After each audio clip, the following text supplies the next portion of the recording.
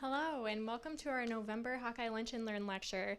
Today, Nate Kading is going to present food and community with his partners Doug Getch and Benjamin Smart. Nate Kading attended the University of Iowa as a student athlete and graduated with a bachelor's in history and a secondary education social studies teaching certificate from the College of Education. As place kicker for the Iowa Hawkeyes, Nate set school records and earned academic and athletic All-American honors. After graduating, he went on to play for the NFL and was recently voted into the University of Iowa Athletics Hall of Fame in 2014. After his career in the NFL, Nate moved back to Iowa City and enrolled in the University of Iowa Tippie Executive MBA program, and he recently graduated this May. Nate has played a part in opening several downtown businesses in Iowa City, including Shorts Burger and Shine, Tailgate, and Pullman Bar and Diner. He also currently serves the Iowa City Downtown District as their Retail Development Director.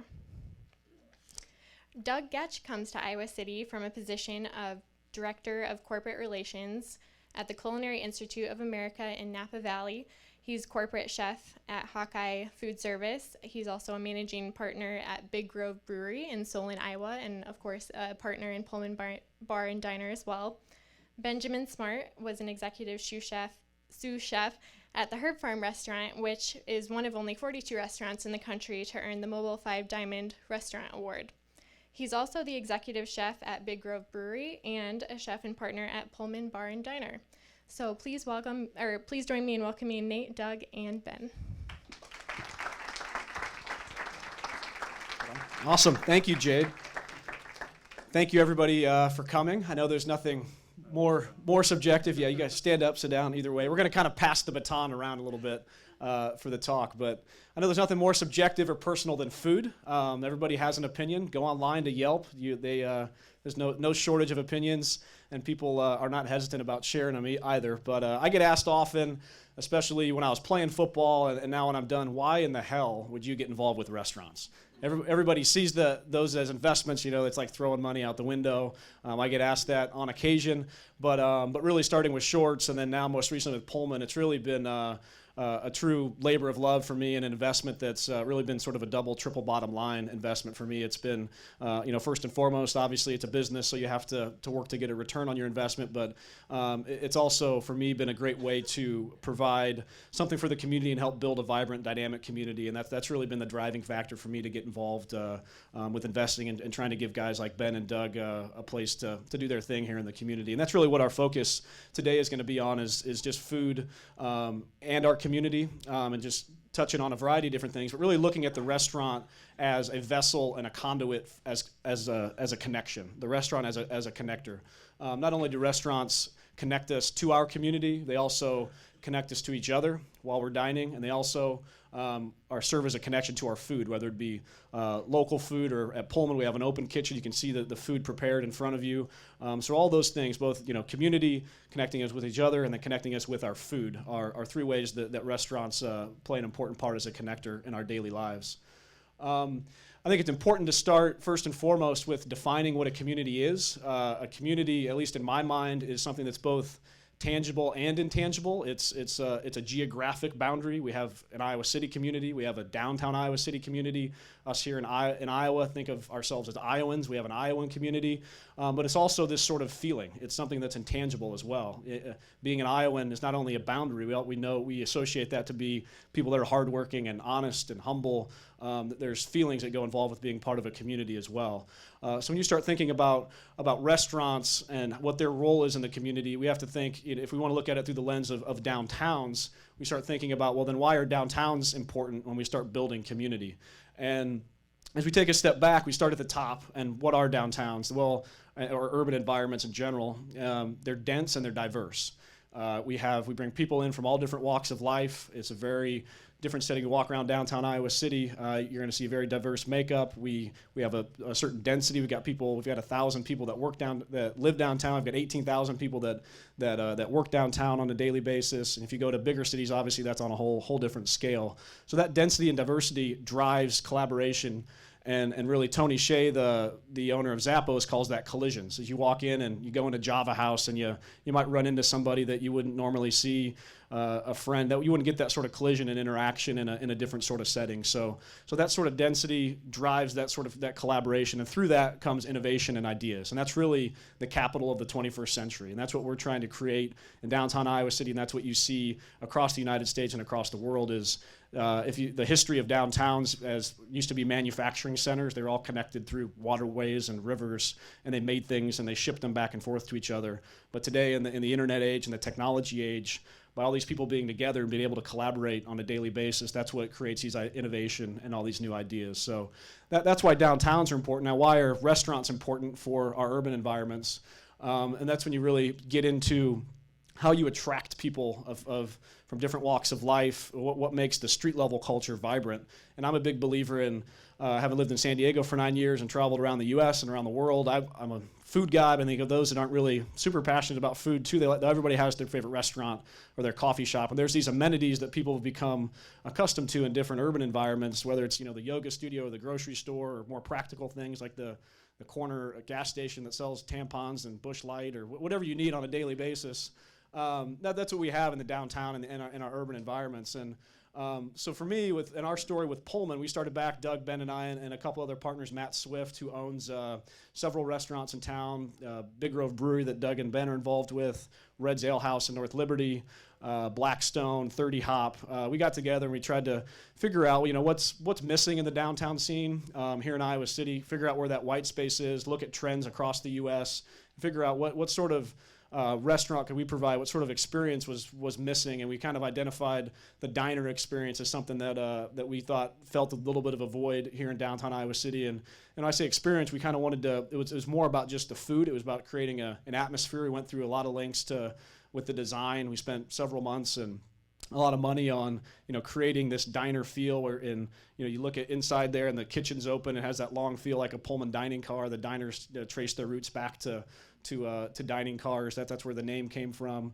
So just kind of enacting that, but then also in a fun environment and atmosphere that people came in and just trying to create that great experience. So and like anything, the challenge was finding the right location that fit that. We needed a tight kind of narrow space, and luckily there was an orange leaf frozen yogurt that put a sign up at the end of the fall saying be back in the spring, and come about May, the sign was still up there and the lights hadn't turned back on. So we kind of sniffed out that location and approached the building owner. We were off and running, and for us, that the creation of this restaurant and that experience was a way for us to add to the street level culture of our downtown, our environment, and try to create a place that we felt our community would embrace, and we felt that it would also be something that people would celebrate when they come in from out of town, and be a point of pride for not only us but everybody. And one thing really at the core of our business model as we move forward, and just at a part of our ethos altogether, is what we call kind of the power of the partnership. We set out, we wanted to not only think about why people would come in and dine at our restaurant, we wanted to figure out how us at Pullman could serve our community and the people around us.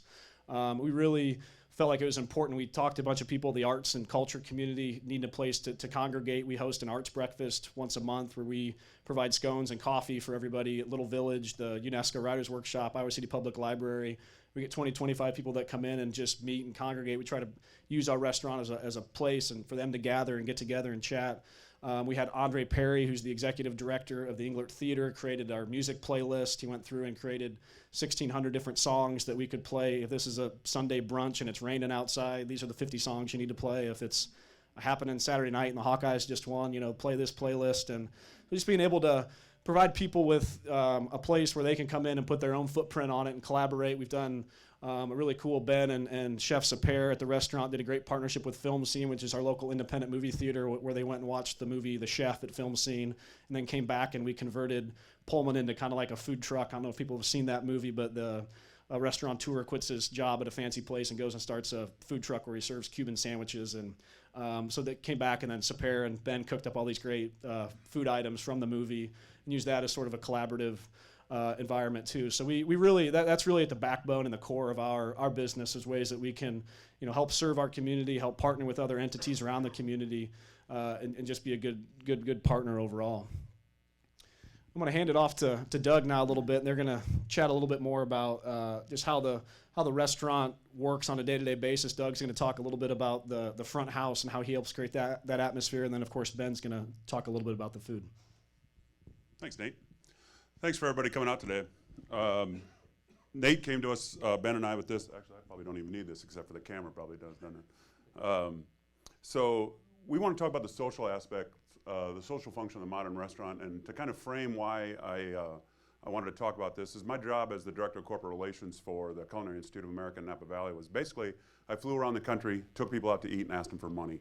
And it was a pretty good job. I'm not going to lie. It was. I had no intention of moving back to Iowa, so I was exposed to a lot of different types of service, types of restaurants. Some extremely high end, some of the best restaurants in the United States, and some food trucks that we went to.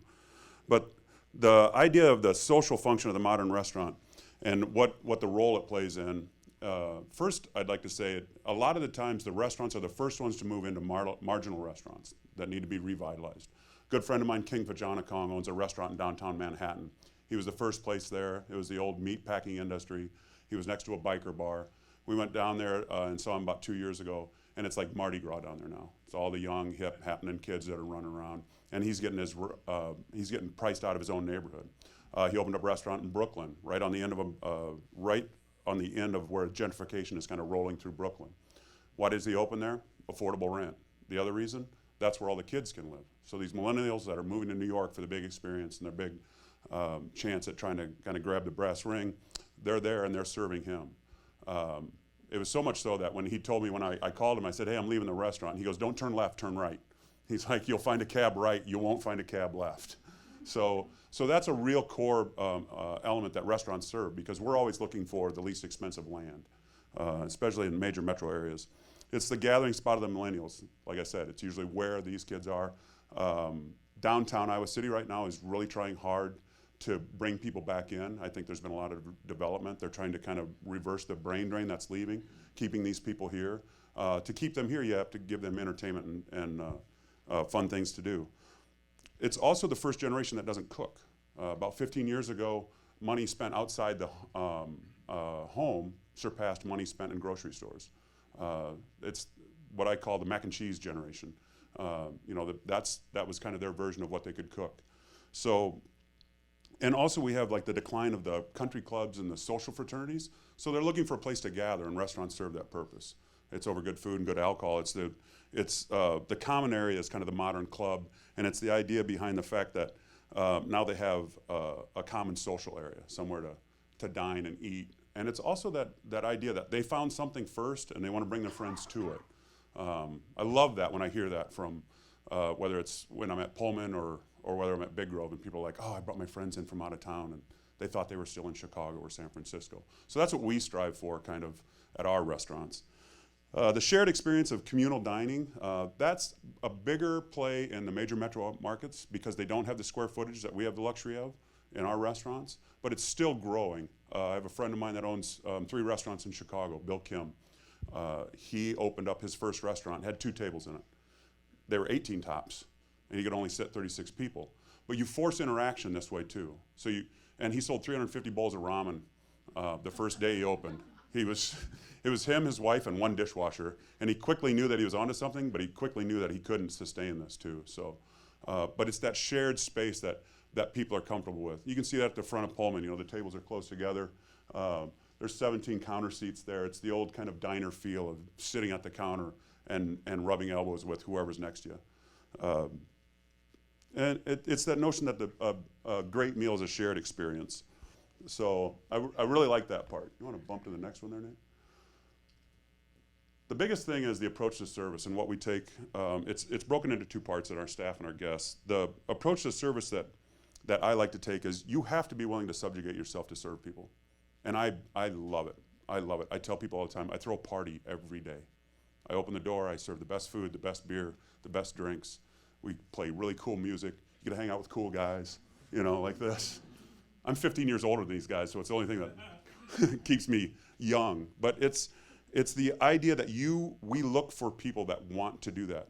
We want to deliver an experience. We set an expectation and deliver an experience. So we hire for attitude, train for skill. I want people that have personality, that are outgoing, that are like me, that want to go up to a table and say, gosh, we've got this awesome special that Ben created tonight, this cool dessert, so make sure you save room. So as long as they have that attitude and they're willing to serve and they're outgoing and personable, I can train them to the skill set that I want. and give them the information that they need. So, and that is the key to it all, is the knowledge. We intentionally kind of put words on our menu that help facilitate education.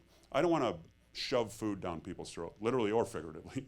I want them to come into Big Grove, and I always said the center of the menu is approachable. You can get a burger and a fries and a Busch Light if you want. I don't care. As long as you're buying that from me, I don't care what you're drinking. You know, I'm a brewery, but it's still about opening that door as wide as possible to as many people as possible. And I don't ever want to come off as a snob and saying you have to know this. But if somebody says, what's Mostardo? I want my server to be able to say, oh, it's this. It's really cool. It's served on our charcuterie, and it helps balance the fat of the cheese and the meats that are on there. And it's made in-house. You know, almost everything on our menus is made in-house. So they have to deliver that knowledge to the guests. Otherwise, the guest just goes, wow, this is really good, but they don't know why. They don't know why our prosciutto is phenomenal. It's sourced here in Iowa. So that then gives the amount of time and effort that goes into our food has to be communicated. And it's also about the sourcing, which Ben will speak to a little bit more in depth. Then it goes to the guests. And what you try to do is create a family member out of those guests. You want those people to, you know, I always tell people when they say, well, I had a problem tonight. Well, awesome. I got big shoulders and thick skin. Tell me what's wrong. Because all that I worry about is when they walk out that door, they're happy. Even if something bad happened at the restaurant, I'll fix it. I'll buy their dinner. I'll buy them a gift certificate. I'll fall on the sword because at a certain age, you're like, I'm confident in what we do. Sometimes we mix up, we screw up. We did Sunday. I got an email from a gentleman that got up and left the restaurant. I emailed him back. I want to make connections with these people and make sure that they know that the owner, managing partner, is there every night, every day, making sure that their experience is what I want delivered. So the buy-in then becomes when you get those guests in there and they become your advocates. They're your best advertisement. They go out and tell their friends. Last night I had somebody say, what you've done for Solon here is amazing, because I always said I wanted Big Grove to be the economic anchor for the redevelopment of downtown Solon. Since we've opened, 2 other restaurants have moved in. Another restaurant relocated down to downtown, and they built a new city hall right across from us. It looks totally different than it did 2 years ago. So you also want customers to feel like they work there. We do a lot of charity events. A lot of times we auction them off at golf tournaments and things, and one of the guys, his name is Mike, he buys every one that we do. So we roll this big, cool, custom-made table into the brewery. We clean the brewery up, and him and his 8 buddies sit down, and Ben makes all kinds of cool food for them, and they get to sit there and talk to the brewer, and they drink. And this is that sense of community they get. And he came in with a Big Grove Brewery shirt on. He goes, I tell everybody I work here. That's when you know you have people like buying into what you're doing. And it's all about the fact that I was there, the brewer was there, the assistant brewer was there, Ben was in the kitchen. All they had to do was look through the window. Ben's bringing them food. And so you're getting that customer to buy in. They're going to be their advocates. It's some of you are probably familiar with my friend's restaurant, the Wig and Pen. My niece told me a long time ago, when we walk in there with you, it's like walking into Norm, or walking into Cheers with Norm. And that's what we try to create for all these customers too. The other part of it that weighs heavily into it is creating the atmosphere and culture. Will you skip back to that one of the outside shot of Pullman, Nate? Because I think this is the one big thing that most people don't realize is that out of this partnership, Faye Swift, her brother George, is a nationally renowned architect. He's designed all of the restaurants in their portfolio, all 6 of the restaurants. Youngest architect ever to be inducted into their National Hall of Fame. So we have a steep family discount, thank goodness, because so what you get is the aesthetic like this. So when you're setting the tone at the front door, I said humans are visual animals. They see this. Pullman, I think, does this better than probably any of our other places. I like the Barnwood door on Big Grove, but this right here, you're in the restaurant before you ever step in physically to the restaurant. It pulls you in. You can see all the way to the back door, all the kitchen, and if the kitchen door is open, you can see all the way to the alley. And it's a warm, welcoming decor. It's things that you want to touch. People will walk up and touch the bar here or touch the bar at Big Grove, and immediately when they get in there, they get a sense of, this is cool. It's the signature elements like the entry glass or the glass entryway, our massive bar, 30 hops, massive stone features, all these things, you don't always notice, you just like them. And we pay a lot of attention to lighting. You can see the lighting, the fixtures. Also, every light switch in all the restaurants is on a dimmer. And the further into the evening you go, the lower the lights go. The music changes a little bit. And it's what a good friend of mine said, what's your subliminal takeaway from your restaurant? People leave there and they go, that place was awesome. They might not know why, but it's all those little things that add up to one big experience. I was in Napa, and Michael Chiarello spoke to our group one time, and excuse me, he was talking about designing his flagship restaurant, Bottega, which I just took Ben to 2 weeks ago. And he was interviewing all these design companies, you know, and he had a woman that came to him. He said, what are you going to do to make my restaurant stand out? He said, she said, I'm going to make every woman that walks in this door look beautiful. And that was the designer that he went with. And so Ben and I walked through the restaurant, and all of the tables, the room was exceedingly dark, but spots were buried up in probably about a 15-foot ceiling that shone down on the table. There was no harsh lighting. Everything felt warm and fuzzy. It was like you were looking into a movie set. So that's what we try to give the total experience. Excuse me. It's all about creating the atmosphere and culture, the service, and then the food. And the food is where this guy excels. And I say this over and over, probably to his embarrassment, but honest to God, I've traveled all over the country. I've eaten in the best restaurants. He's one of the best young chefs in the country, and we got him back here. So, Ben Smart. Wow. So yeah, I didn't know what I wanted to be when I grew up. I didn't know I wanted to be a chef. I always liked food. I was always kind of drawn to it, and I'd cooked a lot of years before I finally made it to this place. It's called the Herb Farm Restaurant, and it's just outside of Seattle, about 15 minutes. And before I got there, I really feel like I didn't know anything, because this place is so unique and so life-changing that it just hooked me, and that's kind of where I developed my entire ethos about food. But backing up, when I was young, I did not have like much of a food culture to speak of. My mom was a vegetarian, and she had very distinct tastes, and she often was eating something entirely different than the rest of the family. My dad would always come in, and he would just look in the cupboards, and I would say there's nothing to eat, and he would just start pulling stuff out and whipping up dinner, and 30 minutes later we had a pretty good meal.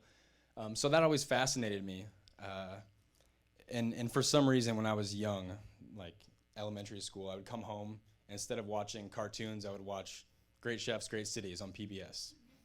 I don't know why. It just kind of, I was drawn to the bright, clean kitchens and the chef whites and the tall hats, and it was just this really bizarre world that I was just fascinated by. But I was always really good in school, good at math, good at science. Graduated high school, and just like a lot of people, decided to go to the University of Iowa. I loved being outside, so I ultimately ended up in geoscience, which is where I met my wife. But after I graduated with a bachelor's of science, I got a real job and realized pretty quickly that 8 hours of staring at a computer screen was not something that I wanted to do. It wasn't all just like standing outside on the mountains, like walking around field mapping all day. So I thought real hard about what my next step was, and I remember having a late night conversation with my wife. We may or may not have been out at the bars all night. But I remember like looking at her and saying, I think that I want to cook. I think I want to go back to school and learn how to cook. And she kind of just looked back at me and like it was the most obvious thing ever. And she said, you can. And I don't know why I never thought about it that way. I mean, it's so simple. But I think I had like invested so much time and money into getting my degree that I felt like I just needed to keep going that path. But after she said that to me, it kind of stirred in me, and the next day I woke up, shook it off a little bit, and got myself together and started looking in culinary schools. And ultimately, I decided not to go to the CIA or any of these other really fancy Le Cordon Bleu, and I just went to Kirkwood. I mean, the price made sense. I mean, you can't beat it. We have one of the best culinary schools in the country, and it's one of only a couple that have their own fully functioning hotel. It's a 4-diamond hotel, and that 4-diamond distinction is actually like, I mean, that's on a strict set of standards. So it's not because it's run by culinary students. It's actually a really, really well-run hotel. So after that, I ended up working in Takanami. A lot of people know Takanami. And before it was kind of a teppanyaki restaurant, it was actually run by a chef a local guy who worked in Chicago for Charlie Trotter for a handful of years. And Charlie Trotter is one of these chefs, this like iconic American chefs that really changed the entire landscape of American cuisine. He passed away a few years ago, but Eric was the first one that kind of taught me how to cook from scratch and make sauces and make stocks from like the raw ingredients. And that was something I had never seen before. It was always just open a can of this, and I mean, we weren't even seasoning anything. I remember actually, I wish Matt was here because he loves hearing me say this story. I was working at Sluggers as my first job, and I remember getting in an argument with him because we were taking like beef base, like miner's beef base, and painting it on steaks to grill it. And I was like, why are we doing this? Like, why don't we just season it with salt and pepper? It's already steak. I don't understand what we're doing. And he's like, well, not everyone goes to culinary school, Ben, and not everyone knows how to season food. I was like, why don't we teach them? Like, why don't we do this? So he's come a long way too in the past. We were both very young when this happened. But ultimately, I moved to Kansas City with my wife. She got a job, and I basically spent a lot of time just researching the best restaurants that I could, and I kind of pinned it down to one of two. And I went and did what's called a stage, which is basically you go work for free. It's like indentured servant. They make you peel shallots all day, and just for the chance to get a job. And the chef at the time, so it's the American restaurant. The chef at the time, her name was Selena Teo. She had literally just won, like the month before I started, James Beard Award for Best Chef Midwest, which is a huge deal. It's like, I mean, one of the most prestigious awards a chef can get is the James Beard Award. So I was working for her, and you know, everything I thought I knew at Takanami, I was relearning everything. And I think every point in my career, I left one job thinking I knew like a ton, and then started the next and realized that I had no idea what I was doing. So on the tail end of her winning that award, she decided to open her own restaurant. But before she did, we were doing a Share Our Strength event. It's a culinary event to end childhood hunger, to raise money to support childhood hunger. And all the chefs would go from one another's restaurants and cook and have a charity event to raise all this money. And I remember meeting the chef of the Herb Farm, and his name was Keith Luce at the time. And he had worked for Pierre Gagnaire in Europe, who's a 3 Michelin star chef, and he had worked all over in the United States. He'd won James Beard Awards. He was the executive sous chef at the White House under the Clinton administration for like when he was 23 or 24. I mean, he was just a chef's chef. He was the most technically sound, had the most finesse. It was just, I could see that he was head and shoulders above these other chefs, and I knew that I wanted to work for him. And so he's out in Seattle, and I told my wife I wanted to go out there and do a stage. And she looks at me and just says, well, if you go, you know we're gonna live in Seattle. I'm like, well, maybe not. She's like, no, we're gonna live in Seattle. And I think that I knew that we would, but going out there, it was just such a different place. And I got to the Herb Farm. They have their own 5.5 acre farm where they grew vegetables, obviously, for the restaurant. They raised pigs, and we actually performed field slaughters on them, and made charcuterie. I mean, it was a full experience. It was life-changing in so many ways, to be able to see from the beginning to the end the entire, these things that the processors kind of keep away from us. I think it's important in some way to know what truly goes on if you're going to eat meat, to know that that's where it comes from. So that was a very learning moment. We made cheeses, we made wild yeasted breads, but the biggest thing was the farm. And ultimately, when I was the sous chef there, a huge part of my job was weekly walking the farm, spending a day on it, and just kind of seeing what's growing, seeing what's coming up, seeing what's going to be next. And we were writing menus every 2 to 3 weeks. We would do an entirely new menu. So like by the time we were dialing in one menu, we were already writing the menu for the next week. It was just this really intense process. But when you start dealing with food on that level and you're constantly watching it grow and seeing it from like little seedlings to, you know, shoots and then ultimately the plant, and then, you know, it'll bolt after it's produced its fruit, which means it just shoots up and becomes flower and then ultimately seeds. You kind of start to see the whole life cycle, and you start to think about, well, what could I do with the shoots? What could I do with the stems? I mean, we're not just throwing them all away. It doesn't all come in a box ready to go, like from PFG or Cisco. I mean, there's so much more to the plant than just the fruit or vegetable that it produces.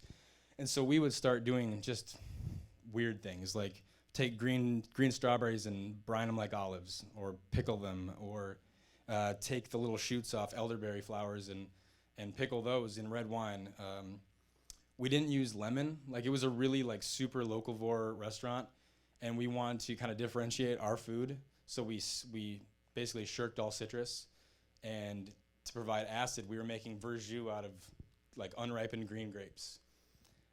We were so we do a 100-mile dinner every year, which is we literally limit ourselves to every molecule coming from within 100 miles of the center of the restaurant. And we wanted to make a yeasted bread, and I remember Ron, the owner, figured out that the old tribes would take deer antler and grind them down. And I guess deer antler, there's so much calcium carbonate that when it mixed in with the flour and the water, it would actually leaven the biscuits. So we were making deer antler biscuits. Just you know, strange things, but and some of it worked and some of it didn't. But what the number one thing that this place taught me was just not to be afraid of doing things yourself. It doesn't intrinsically mean that what we do is better than what someone else does, because there's lots of good artisan purveyors that you can buy great food from. But what it does is it gives us our own unique culinary voice. And I've been cooking this way for so long that I don't really even think about how what we do is different until I see it through the lens of like a new staff member who is just shocked that we make everything in-house. You know, we make our aioli for our sandwiches. I mean, we could buy mayonnaise, but it's a big difference. And you start adding all these building blocks up, and ultimately no one can make the food that we do. And I think there's something really cool about that. And when there's so many restaurants that try to be like one another, that it's fun to try to shirk that and kind of go my own path and do our own thing. I remember, you know, I knew that Big Grove when we were opening that was 180 seats plus a patio, just like ended up being like 240 seats. I went from cooking 60 covers a night to like on a Friday or Saturday we'll do 800 or 900 covers, which is crazy. And if I would have known that when I first started, I would have probably never taken the job. Like, that's honest truth. And we were looking into the buns. I mean, we're doing hamburgers. We know that's going to be our number one seller. So where do we get the buns? The bun that I wanted to buy was just really, really it was just really pricey. So we couldn't afford it. And the one that we could afford was just not where I wanted it to be. And like, I remember I was drinking bourbon one night and just like thinking about the restaurant, and I'm just like, we'll do it ourselves. I'm sorry, forgive me. We'll do it ourselves. And I remember that was that moment. It was maybe very naive, but it's also very true to kind of my personal beliefs. And yeah, it's a huge pain. And like, sometimes I worry that my baker is gonna just lose it one day, but we do all our own buns at Big Grove, and we do our rye bread and our biscuits and our pizza dough and our pretzels and flatbread and semolina dough. I mean, there's so many things that we do in-house that I don't think enough people know about, but it's not really the point to tell people how cool we are and how much stuff we do in-house. It's just, it's good for the craft of cooking, and when I have new cooks come in and work for me, that's what keeps them there. That's what keeps them flipping burgers and selling chicken wings and all that stuff that we do to pay the bills, because they want to learn how to make the bread. They want to learn how to make the chicken ballantines that we're doing on our entrees, and they want to learn all the cool stuff that there is to learn, because cooking is kind of a lost art. If we want to go to the next slide, you know, like Doug kind of mentioned that, you know, in years past, everyone kind of knew how to cook. You know, if you were eating meat, it's probably because you raised animals or because you knew someone who raised animals. And I think that as time went on, that was kind of lost. The post World War II, there's a lot of industrialization, a lot of jobs. Everyone was going back to work, and there was a huge change in the way that people produce food, and it started becoming incredibly processed. There was lots of canning going on, and it was kind of thought of as like the new revolution, and everybody was really excited. And I think that we've kind of realized now that we're wrong a little bit. I mean, there's a lot of health benefits to eating the natural foods, and a lot of those vitamins and the healthful ingredients are kind of stripped of what they once were when you process them to that level. So I think it's really important that restaurants, as we kind of, everything starts in the coast. The coasts have been doing food from scratch for so long, and we've kind of been, staying here in the Midwest with meat and potatoes, and there's nothing wrong with that. Well-prepared food is well-prepared food. I always tell Doug that just because I have a fancy word like gnocchi on the menu, it's just a potato dumpling, and it's the way you present it to somebody that makes all the difference. But one thing, and he told me, no, Doug, go back for a second. So Doug was telling me that he was at a conference with NatureRipe, is that right? NatureRipe and McDonald's, if you even ever question the amount of the reach and influence and buying power that a corporate restaurant could have, McDonald's decided to put blueberries on their menu on like a granola cup. And when they made that decision, they bought the entire North American crop of blueberries. I mean, I was shocked to hear that. And honestly, like, kind of angry. 'Cause, I mean, it doesn't seem like one business or corporation should have so much control over what's available to us. I mean, obviously, blueberries are still available from farmers markets and other sources, but just the fact that they could eat it all up in one purchase was shocking to me. And it's also, there's obvious health benefits from eating from scratch foods. When you have R&D chefs for big corporations, they're paid to figure out how to make sub-quality ingredients taste good. And they're doing that by adding lots of sodium where it doesn't need to be, sugar, preservatives, additives, all these things that, they're putting into the food so that it's shelf stable and, you can sit on it for months and they're not losing costs, or they're not, losing profits because stuff's going bad on the shelves. So, for my part, it's nice to be able to, having learned this craft, kind of help teach people who are interested, how to cook again. And I think it's really important too, if you want to go to the next slide. One of our huge underlying ethos at Big Grove and Pullman is local, as much as possible, as much as financially responsible. And there's a lot of reasons for that. I mean, the obvious one is, if it's cooked here, or if it's grown here, it's obviously fresher, and because it doesn't have to travel very far, so you don't have very much of a carbon footprint. But it's good to kind of build those relationships locally with these people who like Kroll Farms and Tiny But Mighty Popcorn. I mean, it takes time to build all these relationships to get the highest quality ingredients into our restaurants. It's the better part of two and a half years later almost that since Big Grove started, and we're now on the verge of sourcing all of our chicken and pork from a local guy south of Donaldson from Heartland Family Fresh, which supplies 100% of the chicken for Pullman and all the pork bellies for all of our bacon. And it's a good quality ingredient. It's local. It feels good. It also connects us to that community, and we can put that on our menu and proudly say, like, these guys are local Iowa farmers who, are making great products. We don't need to buy, tomatoes from Mexico in the middle of summer, So there's a lot of reasons why I think local is great. There's also, I'll be honest, there's a lot of pitfalls and challenges to working local.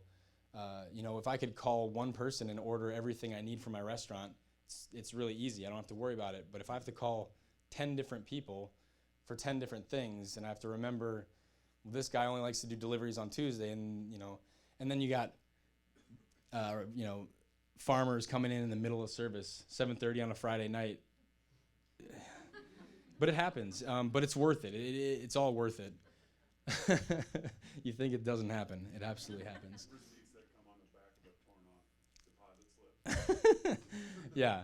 But at the end of the day, it's something we truly believe in, and I think just like those interconnected networks that we have with Film Scene and Englert Theater and Andre Perry, I mean, it's the same reason why we like to work with local farmers like Matt Kroll and Anything But Green Farms. We get all our mushrooms locally.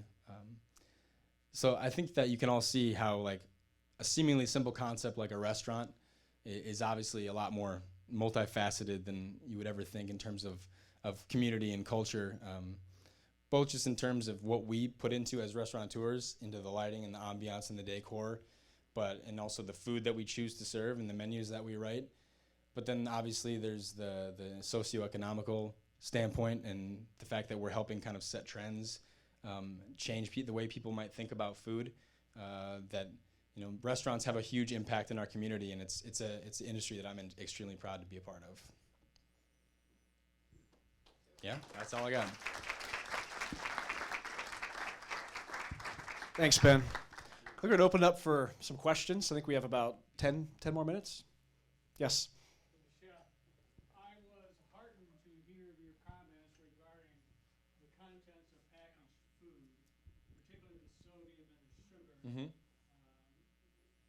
Sodium is something we know Right. deadly. What do you do when you are cooking your own food to make sure that those kind of things are under control?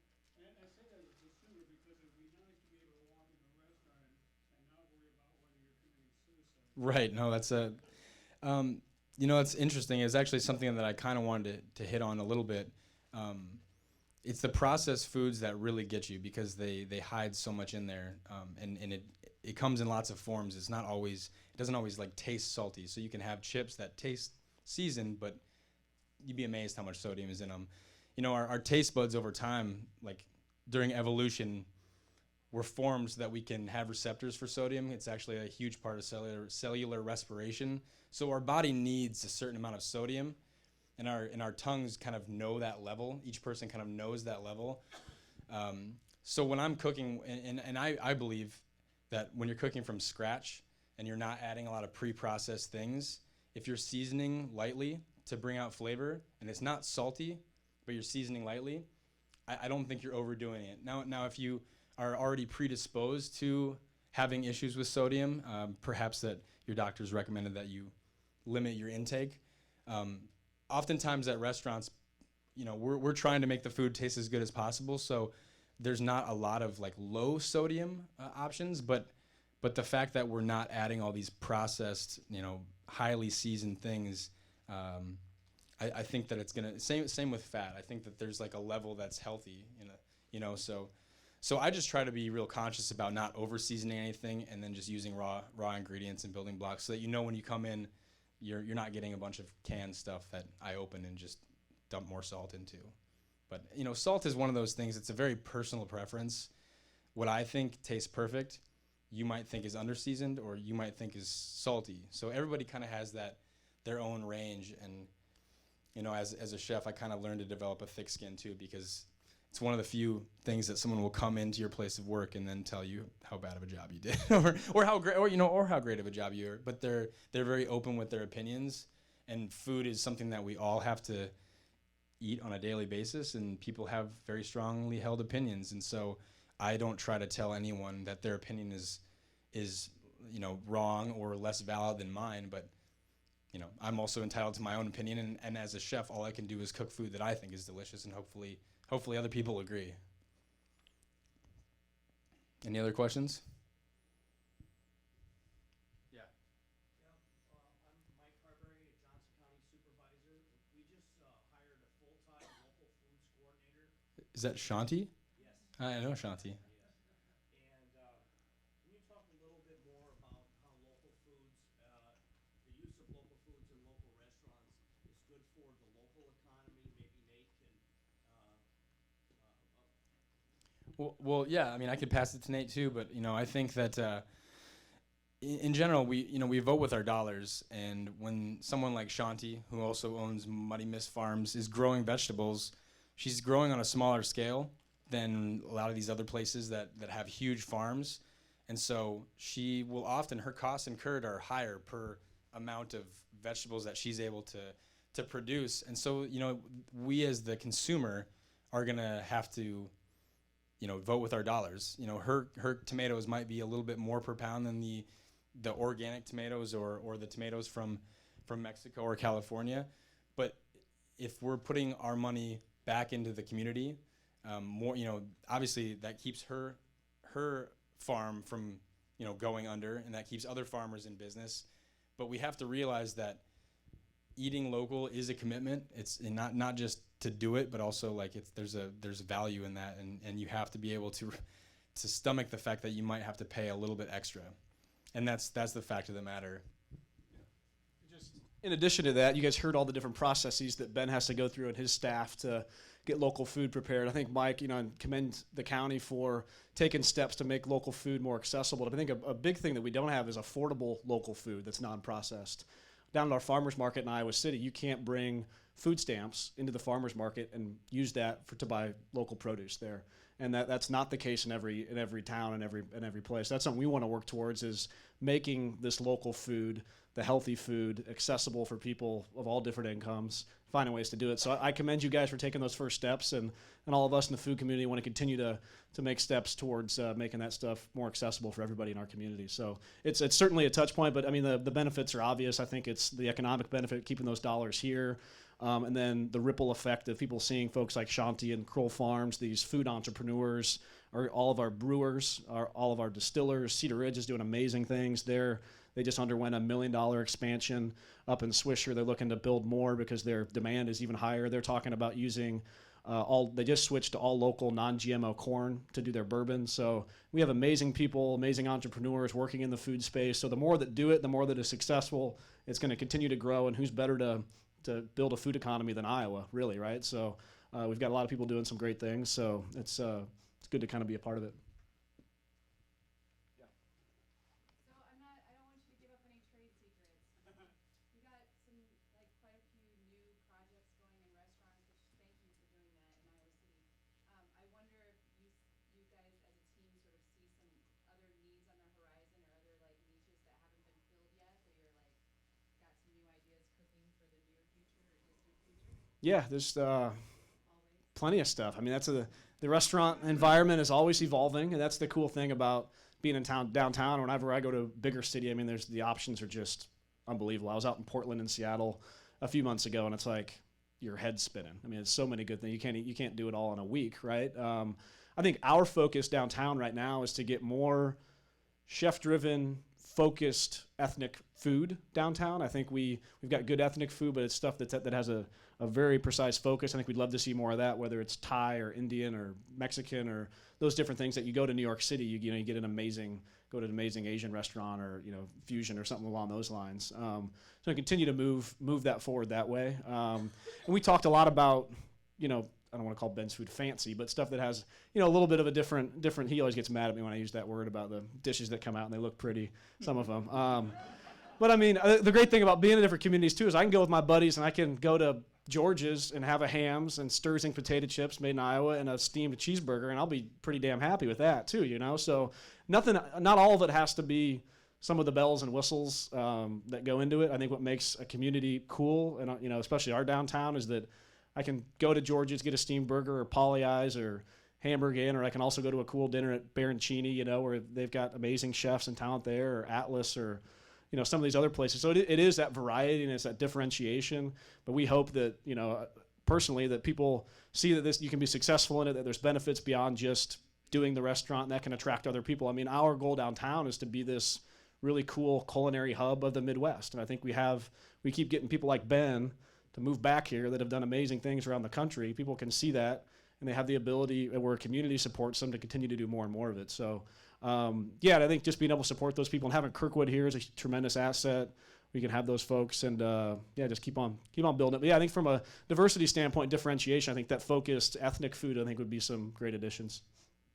I think too, we just came back. Ben and I presented at the Culinary Institute of America's Crafting Food and Beer Conference, and through my previous job, I made quite a few connections in the food literary community.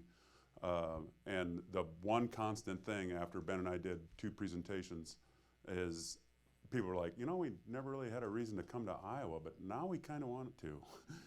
Because our whole goal when Ben and I first got together and collaborated on the menu is we really pushed Matt and Faye in a different direction from how they cooked at their restaurants.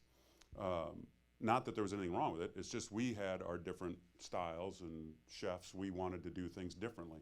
And I think the one thing that the impact that we made was I talked to Chandra Ram, who's the editor of Plate Magazine. It's a large trade publication that we read every month, you know. She lives in Chicago, and I told her, I was like, you need to come to Iowa City. You need to see what we're doing, what's happening downtown.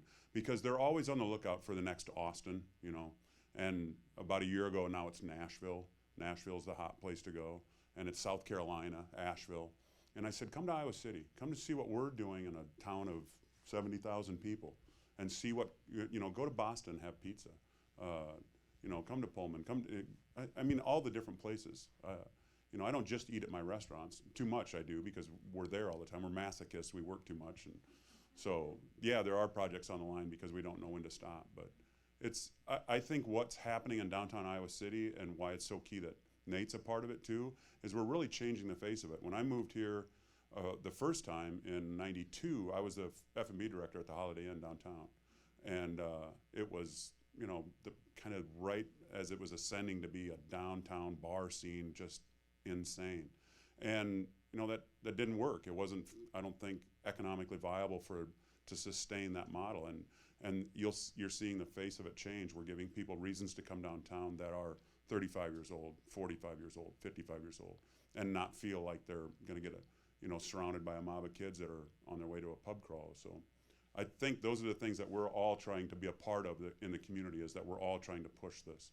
Because nothing makes me feel better than when I hear somebody say, you know, came to Pullman, it's like we were just sitting in a restaurant in New York City. Good. We need those amenities. We need to attract people here, and that's what the restaurants, you know, the social aspect of life is kind of key to happiness, and we try to do it. We're already UNESCO City of Literature. Why don't we become UNESCO City of Culinary Delights? I think we need a little more history on our food scene yet. The Writers' Workshop adds a certain panache to this town, so, and that's attractive too. You know, I've talked to some of the people. My friend, she retired, but she was the publisher and editor of Food Arts Magazine. And when you take the time to explain to people about Iowa City and what we're doing, they're like, oh, but it's just so far off the radar for most people. But we're getting there. Yeah, and I think, you know, our number one, or at least personally, number one driving decision in our real estate selection process of where we wanted to get Pullman was because it was next to Prairie Lights. I mean, that's an iconic Iowa City institution, and I mean, that's to be shoulder to shoulder with them was kind of a no-brainer from a clustering standpoint.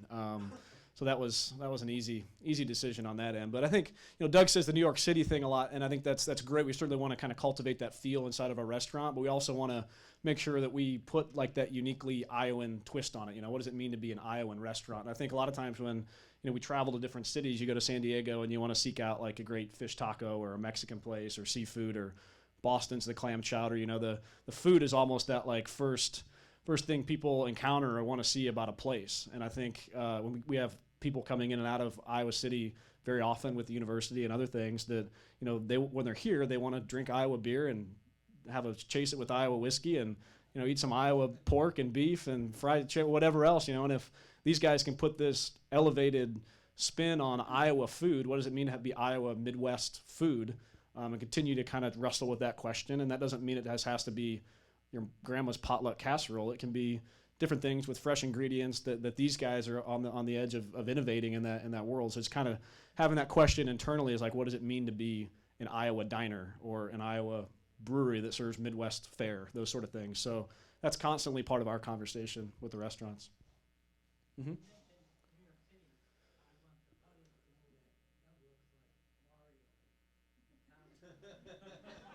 All right, there you go, Doug. Sideways, and I'm going to disagree with you. Okay, time for one more, yeah.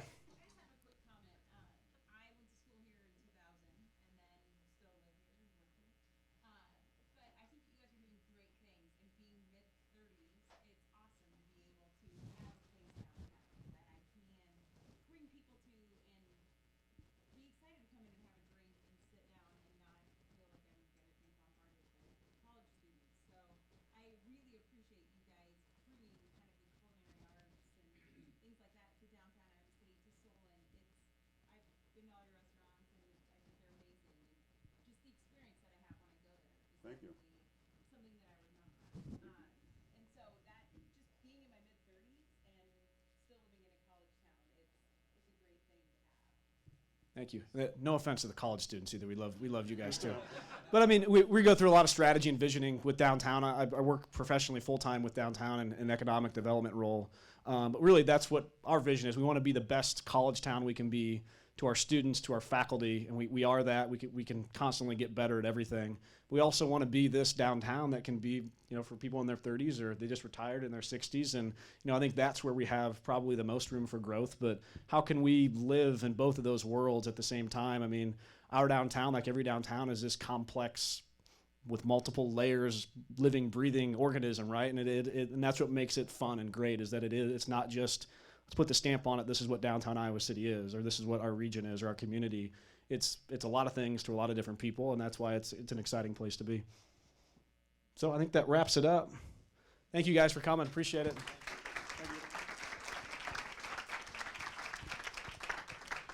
Thank you for coming today. Nate, Ben, and Doug are going to stick around for a few minutes here in the front if you have any additional questions. But other than that, have a great rest of your day.